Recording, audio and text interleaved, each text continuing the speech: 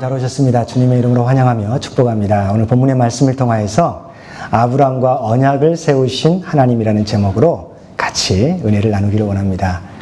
제가 부제를 쓰고 싶었어요. 하나님과 아브라함의 대화.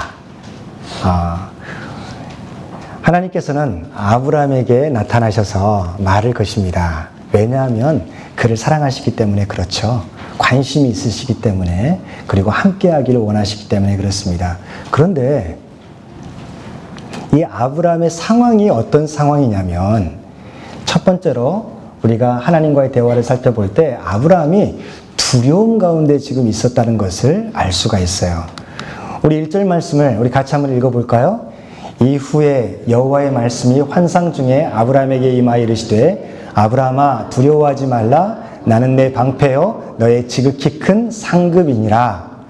지금 하나님께서 아브라함에게 나타나셔가지고 말씀을 하시는데 두려워하지 말라라고 말씀하신 것은 그가 지금 마음속에 두려움이 있다는 증거잖아요. 두려움이 없는데 두려워하지 말라 그렇게 말씀하실 이유가 없으시죠. 그리고 그가 지금 무엇에 대한 두려움이 있는가를 그 다음에 설명해 주고 있어요. 내가 너의 방패다. 그러니까 다른 사람들이 자기를 공격하고 자기의 생명을 걷어가고 자기의 가족들이 위험에 처할 것 같은 그런 두려움이 있었던 것이고요. 그리고 너의 지극히 큰 상급이다라고 말씀하시는 것은 내가 가지고 있는 거 이거 다 빼앗길 것 같은 그런 마음, 그런 상황 가운데 자기가 처해 있다는 것을 인식하고 있음을 우리가 알 수가 있습니다. 그러면 지금 이 아브라함이 어떤 상황인가, 어떤 상태인가? 1절에 제일 먼저 어떻게 시작하고 있어요? 이후에, after these things. 그러니까 그 전에 어떤 일들이 있었다는 거 아니겠어요? 그럼 어떤 일이 있었는지 한번 살펴보겠습니다.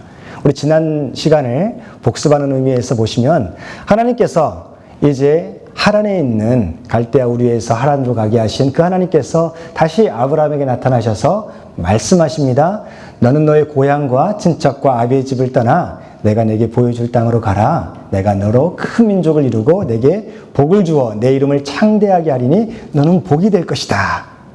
그러니까 나 따라와, 나 믿어. 그리고 이 세상을 이제 너를 통하여서 축복할 거야. 그래서 너는 사람들로부터 존경받고 그리고 믿음의 조상으로 세워질 것이라는 그런 말씀들을 약속을 주셨던 것이죠. 지난 시간에 살펴보았던 것처럼 아브라함의 여정을 보게 되면 여기 우르에서부터 하란에까지 쭉 올라갔다가 다시 가나안으로 갑니다. 그런데 약속의 땅으로 갔으면, 하나님께서 인도하신 땅으로 갔으면 거기에서 이제 잘 먹고 잘 살고 아기도 펑펑펑 날고 그렇게 살아야 될 거 아니에요. 그런데 문제가 생겨요. 아브라함이 고난을 경험하게 돼요. 지금으로 말하면 내가 이제 예수님을 믿고 영접하고 세례를 받았으면 이제 오늘 햇빛처럼 이렇게 따스한 날들이, 이제는 겨울은 지나가고 추위는 지나가고 따스한 기쁨의 날들이 찾아와야 될 텐데 여전히 오히려 더 혹독한 고난이 찾아오는 것을 그가 경험하게 돼요. 부르심과 순종 이후에 아브라함의 인생이 역경 가운데 찾아오게 됩니다. 먼저 12장 10절을 보게 되면요. 가나안 땅에 갔어요. 근데 그곳에 뭐가 생겼어요? 기근이, 먹을 것이 없게 되었습니다. 생명이 위협받게 된 것이죠. 그래서 애굽으로 그냥 내려갈 수밖에 없는 상황이 되었어요. 그런데 문제는 뭐냐면 애굽은 강한 군대를 가진 바로가 통치하는 곳입니다. 그렇기 때문에 자기 아내가 굉장히 예뻤나 봐요.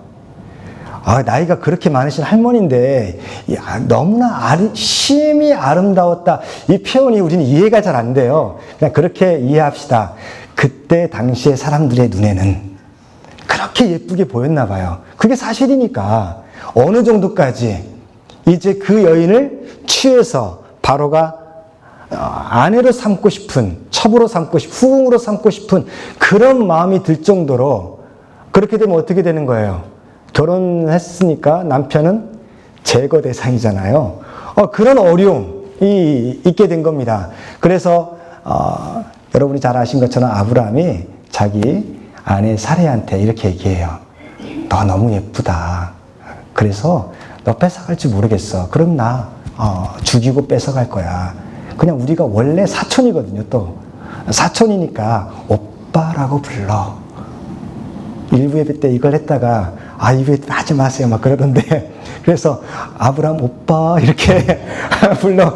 그런 내용은 아닌 것 같아요. 아무튼 친척이다, 그런 애인 관계나 이런 남편과 아내의 관계가 아니라고 그렇게 사람들에게 보여라, 이렇게 얘기를 한 거예요. 무슨 말이에요? 자기 살겠다고 잔머리를 쓴 겁니다. 그런데 어떻게 돼요? 자기의 생각대로 바로에게 빼앗기게 됩니다. 그리고 또 어떤 일이 벌어집니까? 바로에게 수치를 당하는 일이 생기는데 하나님께서 이제 사례를 돌려주시거든요. 그런데 바로가 무슨 말을 하냐면, 왜 너는 거짓말을 했냐 하면서, 왜 속였냐 하면서 수치감을 당하게 됩니다. 거짓말장이가 된 거예요. 그리고 애굽을 떠나게 되는, 굉장히 좋은 일들이 아닙니다. 그리고 13장에 가니까 사랑하는 조카 롯과 이제 헤어져야만 되는 그런 상황이 되었어요. 그의 하인들이 서로 이제 짐승들이 많아져가지고 풀을 먹여야 되는데, 그 풀을 놓고 싸우고 다투기 시작하니까 헤어질 수밖에 없는 그런 상황이 되었어요. 설상가상으로 이제 롯이 선택하였던 소돔과 고모라 땅에 전쟁이 일어나게 되었습니다. 갈대아 지역의 왕이 찾아와가지고, 연합군으로 찾아와가지고 이 소돔과 고모라 가나안 땅의 왕들과 전쟁을 벌이는데, 그 중심에 있었던 롯이, 그리고 그의 가족과 친지와 모든 사람들, 하인들 비롯하여서 재물까지 다 포로로 잡히고 빼앗기는 그런 상황이 되었던 거예요. 험한 인생을 지금 아브라함이 보게 되고 경험하게 되는 겁니다. 마음이 어땠을까요? 그런데 여러분 기억하세요? 하나님께서 어떻게 말씀하셔요? 내가 너의 방패요 지극히 큰 상급이다. 하나님께서 하신 일이 있습니다. 사람은 다 자기가 기억하고 싶은 것만 기억하고 생각하고 싶은 것만 생각하는 그런 습성이 있습니다. 아브라함이 그런 힘들고 어려운 일들만 생각을 했지만, 그러나 너가 그런 두려운 마음이 있지만, 그러나 하나님께서 너를 통해서 하신 일을 봐라. 그래서 고난 중에도 방패와 큰 상급이 되신 하나님이 찾아오셔서 이제 어떻게 하셨는지를 우리가 보게 됩니다. 12장 10절을 보게 되면, 먹을 것이 떨어졌을 때 어떻게 해요? 피할 길을 주셨어요. 애굽으로 가게 하신 것이죠. 아내 사례를 인하여서 또한 많은 재물을 또한 얻게 됩니다. 그래서 나중에 보게 되면 금과 은과 그리고 많은 가축과 재물들을 그가 가지고 가나안 땅으로 돌아와서 거기에서 어려움 없이 살아갈 수 있도록 그렇게 하신 일들, 이것을 엉뚱하게 적용하지는 마세요. 아내는 상관없고 어떻게 되든 상관없고 재물만 받으면 돼, 이렇게 적용하지는 마시고, 아무튼 합력하여 선을 이루시는 하나님을 그가 경험하게 되었다는 것이죠. 그리고 바로와 그 집에 하나님께서 어떻게 하셨어요? 큰 재앙으로 이 아브라함과 그 아내 사레와 그 가족들은 내 사람들이다, 너희들이 건드리고 너의 소유로 삼아서는 안 된다라는 것을 직접 보여주셨어요. 하나님의 능력이 나타났던 것이죠. 그래서 사례를 되찾고 온 가족이 부유하고 안전하게 나올 수 있게 되었습니다. 그리고 롯과 헤어졌지만 서로 좋은 관계로 헤어지게 만들었고요. 아브라함이 넉넉한 마음을 갖게 돼가지고, 너가 원하는 곳 어디든지 선택해, 그럼 내가 반대로 갈게, 그런 어른다운 모습을 우리가 보게 됩니다. 그리고 13장 4절부터 14장 18절 보게 되면, 아브라함이 베델에서 하나님을 예배했을 때 하나님께서 아브라함을 만나주시고요, 자손과 땅의 복을 약속해 주십니다. 그러니까 한편으로 보면, 안 좋은 면만을 보면 계속해서 힘든 일의 연속이었어요. 고난의 연속이었어요. 그러나 그 이면 속에서 역사하신 하나님의 손길을 보는 눈이 있다면, 하나님께서 그 모든 고난 속에서도 그의 손을 붙잡아 주시고 그리고 인도하신 것을 보게 된다는 거죠. 내가 너의 방패였고 너의 큰 상급이었고 앞으로도 그럴 거야. 하나님께서 가르쳐 주시는 거예요.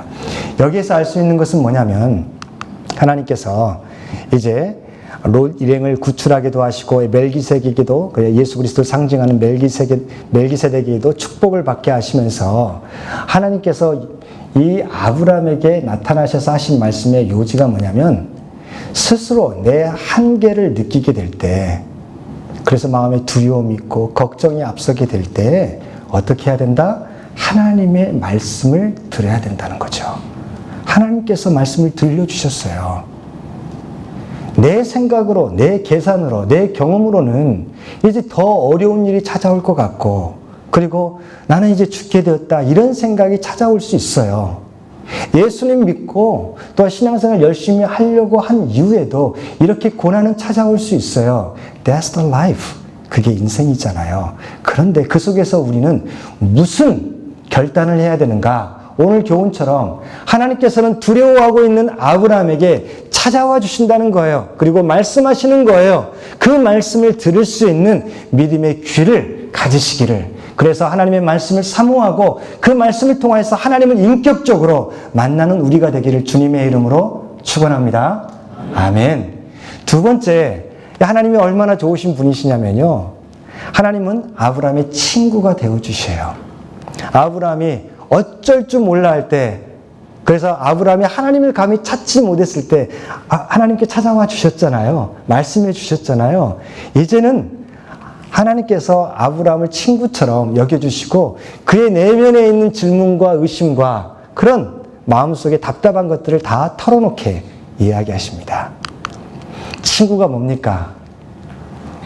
우리가 남이가, 친구 아이가 이렇게 얘기할 때 꼭 이런 식으로 하면 목사님 부산 출신이세요? 이렇게 질문하는 분이 있는데 아닙니다. 정반대쪽에서 자랐습니다. Anyway, 친구는 뭐예요?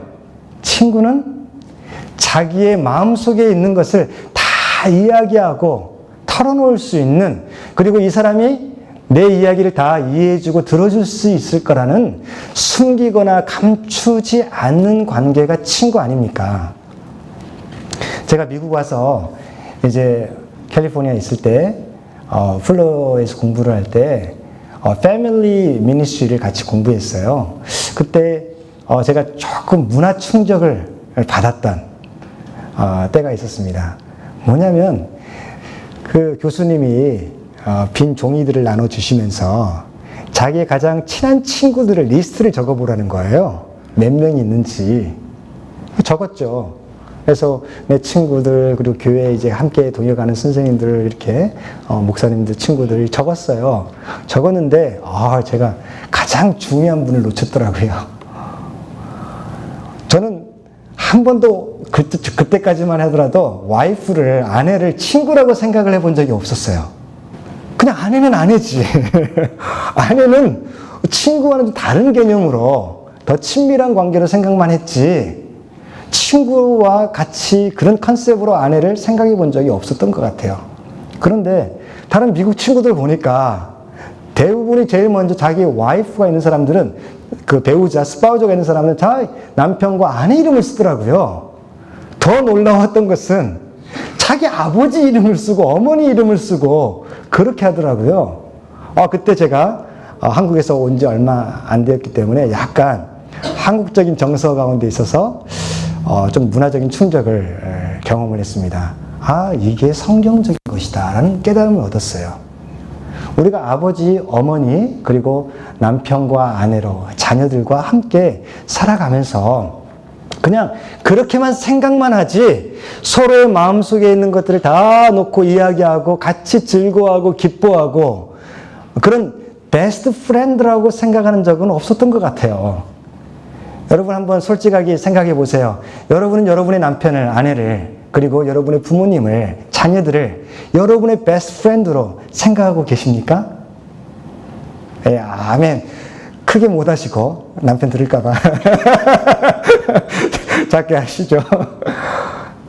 그러나 이게 맞는 거더라고요. 우리가 하나님도 똑같아요. 한국적인 생각으로 하나님은 그냥 하나님이실 뿐이에요.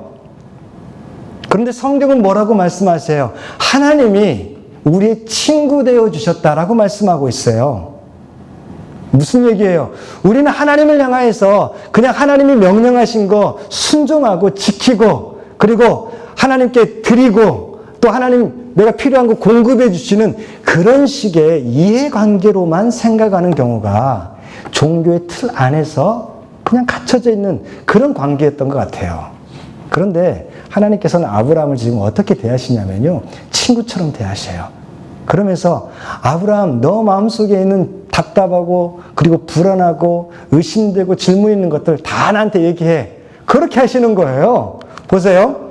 아브라함의 솔직한 마음 보시면 하나님께서 2절에 이렇게 얘기를 해요. 하나님 도대체 막 이렇게 주신다는데, 큰 상급이 되신다는데 뭘 주시겠다는 겁니까? 자기 상황을 보니까 손에 잡힌 게 없잖아요. 자식도 없는데, 자기 땅도 한 평도 없는데 뭘 도대체 주시겠다는지 이해가 안 돼요, 하나님. 이렇게 이야기할 때 하나님께서 어떻게 하셨을까요? 너는 그 정도 믿음도 없어? 잠만 말고 따라와 하고 그의 목덜미를 불고 따라오라고 입을 탁 막아버리시는 그런 하나님이 아니시라는 거예요. 하나님 어떻게 하세요? 그래. 그게 너 마음속에 고민이었구나. 그게 뭔지 몰라서 안타까워하는 마음으로 두려워하는 마음이 있었구나. 잘 말했어. 내가 설명해 줄게. 하고 설명해 주신 하나님. 그리고 3절에 보시면 하나님에 대한 약간의 불만과 짜증과 의심이 섞인 발언이 나옵니다. 한번 3절을 보시면 이런 내용이 나오죠. 주께서 내게 씨를 주지 아니하셨으니 이 내 종 엘레아살이 내 상속자가 될 겁니다 하면서 그 원망을, 시선을 딱 이렇게 감히 쳐다보지도 못하지만 약간 째려보면서 하나님 약속만 했지 씨를 안 주시니까 얘가 종이 될 거 아닙니까 하면서 짜증을 약간 내는 거예요. 그럴 때 하나님께서 그 아브라함의 마음을 모르셨을까요? 하나님 자존심이 상하잖아요. 내가 말했는데 그걸 안 믿고 계속 얘기하니까. 자녀들한테도 그런 관계 있잖아요. 얘기했는데 계속해서 와서 또 물어보고, 그리고 의심의 눈초리로 아빠 진짜 그거 사줄 거예요 이렇게 찾아오면 그냥 한 대 때려주고 싶죠. 야 임마 하면서 이렇게 하고 싶잖아요. 그런데 하나님은 절대 그렇게 하지 않으셨어요. 그 마음의 불안과, 그리고 하나님을 모르잖아요. 아직 어리잖아요. 나이만 많았지 믿음으로는 어린아이 단계란 말이에요. 그래서 그냥 잘 이해해 주시고 설명해 주시고 그렇게 나아가시는 예수님을, 하나님을 볼 수 있습니다. 그래서 아브라함의 솔직한 마음에 그가 이해가 될 수 있도록 말씀을 해주세요. 4절 보세요. 내 상속자가 어디 있습니까? 주님 내 씨를 안 줬지 않습니까? 할 때 4절에 너 몸에서 날 자가 내 상속자가 될 거야 라고 말씀해 주셔요. 그러니까 너의 종이 내 상속자 될 거 아니야. 걱정하지 마. 기다려. 이렇게 말씀하신 거예요. 재미있는 것은 하나님께서 그냥 다 말씀해 주시면 좋은데 아브라함이 믿음이 연약해가지고요. 내 몸에서 난다고 했으니까 그 얘기를 자기 아내도 했을 거 아니에요. 그러니까 나중에 그래도 안 나오니까 어떻게 해요? 사레가 자기 몸종인 하갈, 사레의 몸에서 나온다고 하지 않고 지금 내 몸, 아브라함의 몸에서 나올 자라고 했으니까 그러면 하갈을 통해서 나오면 그것도 내 아들이지. 이런 생각을 사레가 갖는데 아무 말도 못하는 거예요. 아브라함은 아직 그 정도까지 하나님과 마음이 깊이 통한 사이가 아니었어요. 그런데도 하나님께서는 그를 인정해 주시고 계속해서 설명해 주십니다. 그러면서 이제 그래도 의심이 되고 믿음이 연약하니까 눈높이 시청각 교육을 시켜주십니다. 하면서 아브라함아 잠깐만 이리 나와봐 하면서 밖을 나가게 하세요. 그리고 한번 눈을 들어서 하늘을 봐봐. 밤에. 여러분 라스베가스 밑에 있는 국립공원인 그랜드 캐년 가보셨어요? 예, 잘하셨습니다. 아직 못 가보신 분이 계시면 언젠가 한번 자녀들과 함께 다녀오세요. 저 같이 데려가도 좋고요. 그래서 저는 무슨 생각이 드냐면 약간 여담이지만 하나님께서 열심히 여러분이 살고 그리고 일하고 교회에서만 충성하고 막 그렇게 살다가 오시면 하나님께서 좀 안타까워하실 것 같아요. 내가 이 세상을 너를 위해서 이렇게 아름다운 것들을 많이 준비해 놨는데 왜 그거 그냥 조금 세상 것 좀 내려놓고 여행도 하고, 그래서 하나님이 펼치시는 그 자연의 은혜를 감상하면서 감사하면서 인조이하면서 하나님과 함께 좀 살아가지. 왜 그렇게 그 돈 하면서 돈만 벌다가 그러다가 이렇게 그냥 다 기운 빠진 모습으로 찾아오냐. 안타까운 그런 하나님의 마음이 있을 것 같아요. 아무튼 하나님께서 아브라함을 데리고 그랜드 캐니언으로 가게 하셨습니다. 제가 캘리포니아에 사역할 때, 선한 목자 장로교회에 사역할 때 우리 청년들, 대학 청년부를 했었는데, 그때 청년들 여름 수련회를 제가 이제 목사님과 당회와 상의를 해가지고 창조과학 탐사 여행으로 해버렸어요. 2박 3일로. 그래서 어른들 가운데 원하시는 분들 같이 참여하시도록 해가지고 버스 타고 가면서 창조과학에 대해서, 그리고 홍수의 그런 이야기들, 증거에 대해서, 그래서 그랜 캐년의 그런 모습들 앞으로 보게 될 것이 무슨 뜻이 있는지 그것들이 다 설명을 듣고 내려가지고 그걸 직접 보니까 얼마나 큰 은혜가 되는지, 저녁에 이제 부흥회처럼 집회하면서 또 질문 있는 것들 우리 이재만 선교사님을 통하여서 우리 같이 모시고 갔거든요. 그래가지고 질문하고 응답받는 그런 시간도 가져서 얼마나 좋았는지 몰라요. 아무튼 그래서 제가 그때 그랜 캐년에서 밤에 호텔 나가서 밤에 하늘을 쳐다봤는데요, 완전히 시커매요. 정말 칠흑같이 시커매요. 그런데 거기에 별들이 얼마나 반짝반짝반짝반짝 하는지, 진짜 그렇게 많은 별 나 처음 봤어요. 아마 지금도 똑같은 그 별은 존재하는데 우리가 너무 공기가 오염되고 또 인공적인 조명 때문에 못 보는 것이겠죠. 그런데 그때 당시 생각해 보세요. 아브람 당시에 하늘이 얼마나 깨끗했겠어요. 그러니까 그 수많은 은하수들과 별들을 다 보게 하셨단 말이에요. 그러면서 하나님께서 뭐라고 말씀하셔요? 너희가 하늘을 우러러 무별을 셀 수 있나 봐라 라고 말씀합니다. 그러면서 내 자손이 이와 같을 거야. 무슨 말이에요? 셀 수가 없어요. 그만큼 많이 있을 것이다. 그렇게 얘기하신 것도 있고요. 또 하나는 별은 뭐예요? 반짝반짝반짝 빛을 내잖아요. 물론 자기가 광명체가 되진 않지만 아무튼 여러 가지 그런 하나님의 섭리 가운데서 광명체는 자기가 빛을 내기도 하고 반사를 받아서 빛을 내기도 하고 하면서 아무튼 빛을 발하는 거예요. 너의 자손들이 이 세상에서 길을 보여주는 빛의 역할을 감당하게 될 거야. 빛과 같이 쓰임 받을 거야. 그렇게 하나님께서 설명해 주시는 거죠. 아브라함은 그 얘기를 다 알아들었는지는 모르겠어요. 그러나 하나님께서는 최대한으로 그가 이해할 수 있도록 설명해 주셔요. 얼마나 친절하신 하나님이십니까? 여러분, 여러분이 질문이 있을 때, 신앙생활을 하면서, 그리고 의심되고 안 믿어지는 게 있을 때 마음속으로 품고만 있지 마세요. 물어보세요. 하나님께 물어보고 또 목사에게도 물어보고, 그래서 성경 공부 시간이 필요한 거죠. 설교 시간에 손 들고 질문할 수는 없잖아요. 성경 공부를 통해서, 아니면 요즘 카톡이라는 것도 있으니까 저한테 카톡을 보내셔가지고 이런 부분이 잘 이해가 안 되는데 무슨 뜻인가요? 하고 이해될 수 있도록 하나님께서 반드시 이해되게 하실 거예요. 우리의 성경에 대한 질문들, 인생에 대한 질문들의 거의 대부분은 성경 안에 답이 있습니다. 우리가 아직 그 눈을 뜨지 못해서, 영적인 눈을 뜨지 못해서 보지 못하고, 그래서 사람들이 이야기하는 것에 너무 마음이 빼앗겨서 의심이 쌓이게 되고요. 그래서 그렇게 신앙생활하면 힘든 일이 찾아오고 양자 선택을 해야 될 때 어떻게 되겠어요? 의심이 있는데 하나님이 친구처럼 느껴지지 않고 하나님이 멀게만 느껴지는데 하나님을 위해서 목숨을 내걸겠어요? 어렵죠. 그래서 여러분, 하나님께 질문하시고 우리의 친구 되어주시는 그 하나님의 사랑을 경험하시고, 그리고 여러분의 가정에서도 자녀들에게도 그렇게 하시길 바랍니다. 절대 큰 소리로 하나님께서 이 아브람을 목 잡아들고 끌고 다니지 않으시잖아요.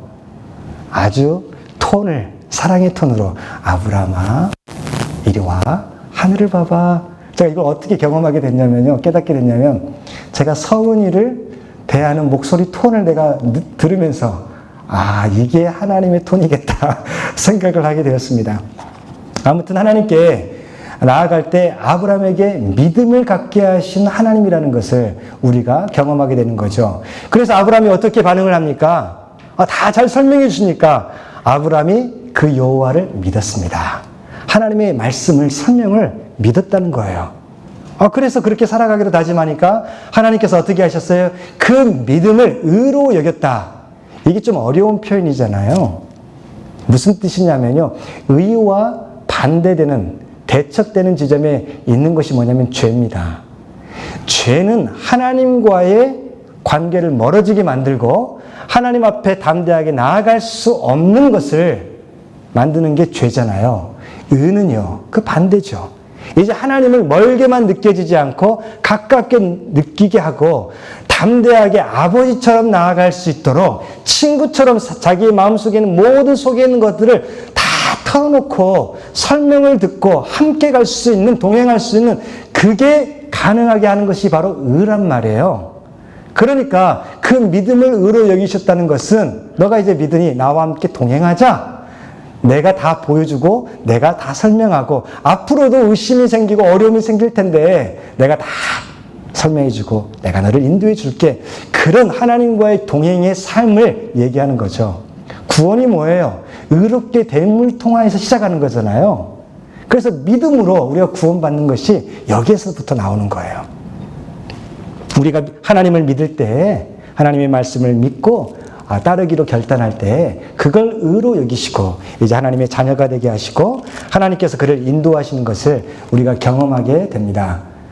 여기에서 한 가지 살펴볼 게 있어요. 그러면 아까 5절에 보면 내 자손이 이와 같을 거다.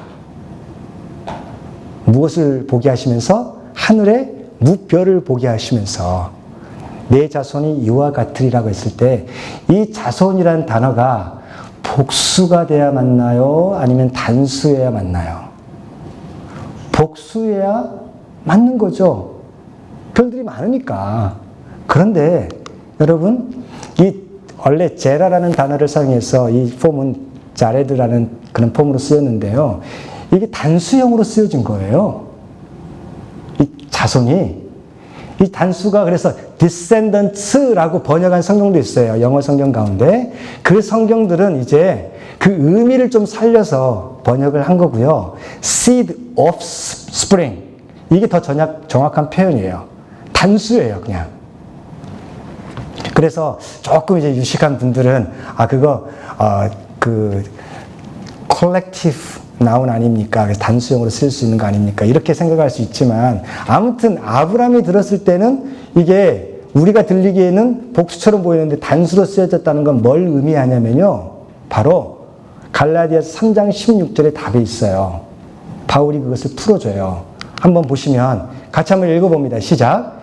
이 약속들을 아브라함과 그 자손에게 말씀하신 것인데 여럿을 가리켜 그 자손들이라 하지 아니하시고 오직 한 사람을 가리켜 내 자손이라 하셨으니 곧 그리스도라. 여기서 말씀하신 것은 그리스도, 다시 말해서 창세기 3장 15절에 약속하셨던 그 첫 언약, 너의 자손, 여자의 후손이 사단의, 뱀의 후손, 사단의 세력을 멸망시킬 것이라는, 무너뜨릴 것이라는 그 얘기를 지금 이제 아브라함을 통하여서 계속해서 이어가고 계시는 거예요. 지난 시간에도 말씀드렸잖아요. 우리는 아브라함의 스토리로 성경을 보지 마세요. 하나님께서 지금 어떤 일을 하고 계시는지 하나님의 스토리로 우리가 봐야 되는 거예요. 하나님께서는 이제 사람들을 통해서 일하시는데 아브라함을 통해서 계속해서 그 약속을 지켜가시는 거예요. 그리고 그의 자손들을 통하여서 지켜가시는데 온전히 언제 성취되는가? 예수 그리스도를 통해서 성취되어서 이 예수 그리스도를 믿음을 통하여서 예수님을 그리스도로 믿음을 통하여서 이제 그의 자손들이 믿음의 후손들이 정말 이 무별의 그 별들처럼 반짝이며 수도 없이 많게 하나님과 교제하며 하나님의 영광을 위해서 하나님의 나라를 누리면서 살아가는 그 일을 누가 하겠다? 내가 하겠다라는 그런 약속의 말씀이죠. 그리고 세 번째로 하나님께서는요, 이렇게 말씀하실 뿐만 아니라 그에게 확신을 주기 위하여서 증거를 제시하십니다.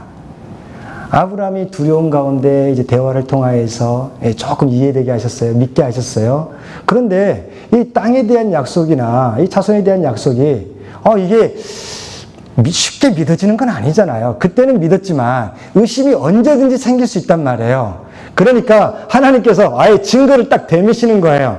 어떤 증거를 대냐면요. 아브라함이 8절에 이렇게 질문을 합니다. 주 여호와여, 내가 이 땅을 소유로 받을 것을 무엇으로 알겠습니까? 하고 계속해서 질문을 해요. 그럴 때 하나님께서 설명과 행동으로 보여주시는데, 먼저 9절부터 16절을 보시면 아브라함에게 명령을 하죠. 너 이것 좀 준비해 올래? 하면서 암소와 3년 된 암소, 3년 된 암염소, 3년 된 순양, 3비둘기, 집비둘기 새끼를 가져와. 그렇게 하십니다. 그런 다음에 어떻게 하냐면 그것을 쪼개요. 비둘기는 너무 작아서 안 쪼개는 거예요. 그렇게 이해하시고요. 그래서 당시에 아브라함이 이해할 수 있도록 설명해 주시는 거예요, 지금. 당시에 언약, 계약을 체결할 때, 컨트랙을 맺을 때요. 이런 약속을 하는 거예요. 그 방식이 이 약속을 꼭 지켜야 된다. 그것을 어떻게 증거로 남기냐면요. 이 양들을 잡아가지고 이제 그 반을 잘라가지고 반을 자르면 어떻게 돼요? 거기에 피가 홍건히 거하겠잖아요. 그리고 그 양은 죽게 됩니다. 그러고서 그 약속을 하는 그 당사자들이 그 사이를 지나가게 해요. 무슨 말이에요? 우리 서로 이 약속 어기면 죽는 거야? 그런 약속인 거예요. 이해가 되시죠? 그런데 이제 나라와 나라의 전쟁 가운데, 부족과 부족과의 전쟁 가운데서는 두 사람이 같이 걸어가는 것보다는 정복한 왕은 가만히 자리에 앉아 있는 거죠, 보좌에.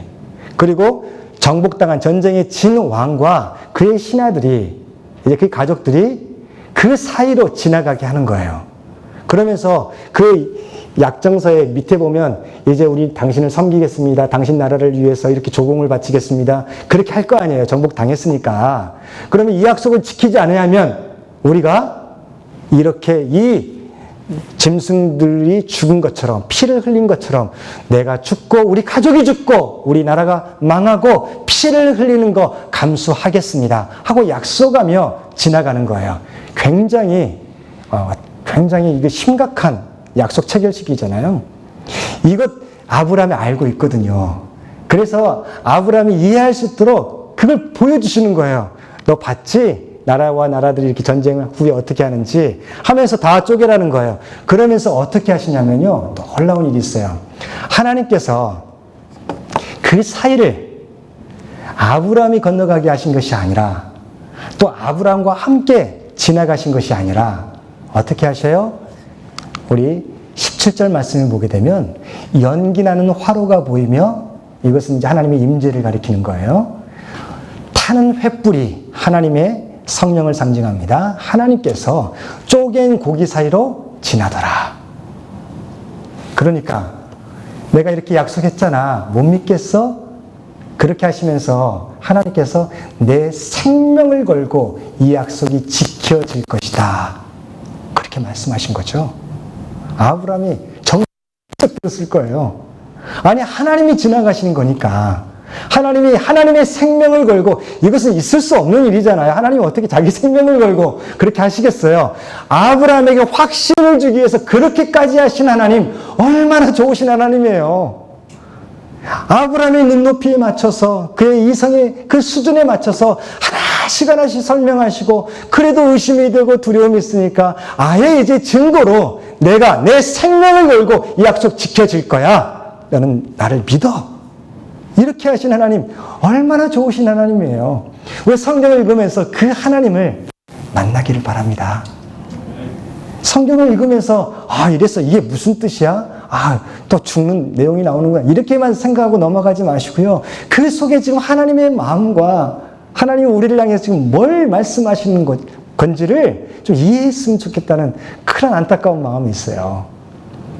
아브라함이 어떻게 됩니까? 아브라함과 그의 후손들이 그 약속을 다 잘 지킵니까? 그 믿음을 갖고 계속해서 살아갑니까? 아니잖아요.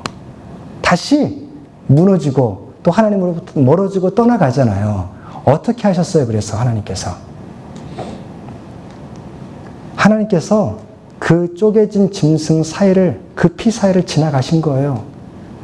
그게 뭔지 아세요? 예수 그리스도의 십자가 사건이에요. 너희들의 힘으로 안 되지? 그래, 내가 죽을게. 내가 생명을 걸고 약속을 했으니까 그것을 지키마 하면서 예수님께서 오셔서 친히 죽음을 통하여서 피 흘림을 통하여서 아브라함과 언약하셨던 그 약속을 지켜주셨습니다. 그래서 이제는 더 이상 우리가 제사를 드리는 것이 아니라 예수님을 주님으로 믿고 그 예수님 안에 하나님의 약속이 성취되었다는 것을 믿는 믿음을 가지고 살아갈 때 우리는 아브라함에게 보여주셨던 그 뭇별들이 되는 거예요. 별처럼 빛나서 이 세상에 정말 나는 아무것도 아니야. 나는 두려움과 그리고 자기 자신에 대한 그런 그 찌질한 마음들, 상황들, 이것을 원망하고 또 미워하고 갈등하는 이런 것이 아니라 별들처럼 빛나고 강하고 또 많은 사람들에게 길을 보여주는 그 역할을 그리스도 안에서, 예수 그리스도의 믿음 안에서 실제를 이루어 주시는 거죠. 그리고 믿음의 형제 자매들이 나 혼자가 아니라 이렇게 지금 같이 예배 드리잖아요. 온 세계에 같이 예배 드리잖아요. 그 사람들이 다 하나님의 영광을 찬양하는, 하나님께서 내가 이 별들을 창조했던 것처럼 아브라함은 하나도 셀 수가 없었을 거예요. 어떻게 세요? 그러나 하나님께서는 그 별들을 창조하신 분이시기 때문에 다 셀 수 있는 분이시고 그 내용을 다 아시는 것처럼 우리 한 사람 한 사람의 마음의 어려움과 힘듦과 괴로움들 하나님께서는요 들어주시길 원하셔요. 제발 마음속에 꿍꿍거리면서 혼자 화를 키워가며 암으로 발전되지 말고 제발 이야기하렴. 내가 다 들어줄게. 그리고 이해 안 되는 거 내가 다 설명해 줄게. 그리고 내가 너에게 믿음을 갖게 해줄게. 그래서 의롭게 살아갈 수 있게 해줄게. 이 하나님 얼마나 좋으신 하나님입니까? 그래서 우리가 너무나 잘 아는 말씀, 요한복음 3장 16절 말씀 우리 같이 한번 읽어보도록 하겠습니다. 요한복음 3장 16절 같이 한번 읽어보겠습니다. 시작. 하나님이 세상을 이처럼 사랑하사 독생자를 주셨으니 이는 그를 믿는 자마다 멸망하지 않고 영생을 얻게 하려 하심이라. 아멘. 예수님을 통하여서 영생을 누리겠다고, 하나님과 함께하는 삶을 살아가게 하시겠다고 말씀하셨습니다. 오늘 다 잊어버리더라도 우리 한 가지는 기억했으면 좋겠어요. 여러분 힘들고 어려우세요? 그걸 터놓을 하나님 앞에 터놓을 수 있는 하나님 앞에 나아가십시오. 하나님께서 들어주실 것입니다. 그리고 믿음의 동역자들, 하나님의 사람들에게 그것을 이야기하세요. 질문하시고 나누세요. 함께 하나님의 은혜가 흘러갈 것입니다. 가족들, 친밀한 친구처럼, 베스트 프렌드처럼 남자 자존심 세우지 마시고 아내한테 다 얘기하시고 도움 구하시고 같이 기도하시고 같이 하나님 나라를 위해서 나아가자고 그렇게 기도하며 나아가는 우리 모두가 되기를 주님의 이름으로 축원합니다. 기도하겠습니다.